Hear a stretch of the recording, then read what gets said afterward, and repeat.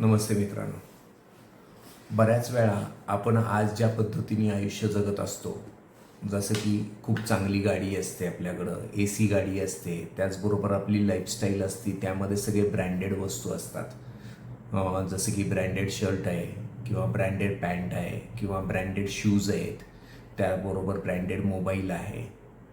ह्या सगळ्या गोष्टी आपण आपल्या लाईफस्टाईलनुसार जगत असतो आणि त्याचं सगळं जो काही खर्च असतो तो आपण आत्ता जो व्यवसाय करतोय त्या व्यवसायाच्या येणाऱ्या सरप्लस उत्पन्नातनं करत असतो.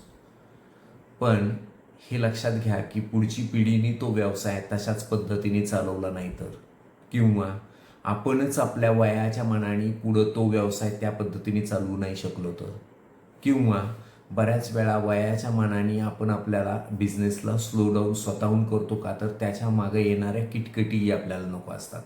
पण हे सगळं जरी करत असलो तरी आपली लाईफस्टाईल मात्र आपण ड्रॉपडाऊन नाही करू शकत.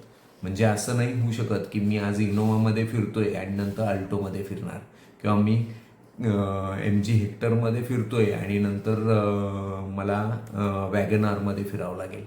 तर ही गोष्ट पॉसिबल नाही आहे. आणि जर तसं नको असेल तर आपल्यासाठी लाईफस्टाईल सस्टेनेबल फंड तयार करून ठेवला पाहिजे आपण.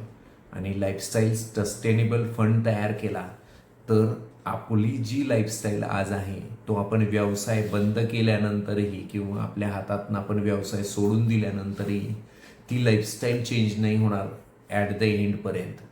तर त्यासाठी आपण तयारी करून ठेवू शकतो आणि आपल्याला लाईफस्टाईल सस्टेनेबल फंड तयार करता येऊ शकतो.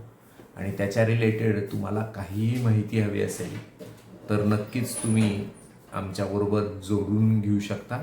आम्ही तुम्हाला त्या रिलेटेड व्यवस्थित वेगवेगळ्या पद्धतीच्या आयडियाज शेअर करू आणि त्या दृष्टीने आपण आपला लाईफस्टाईल सस्टेनेबल फंड तयार करून घेऊ.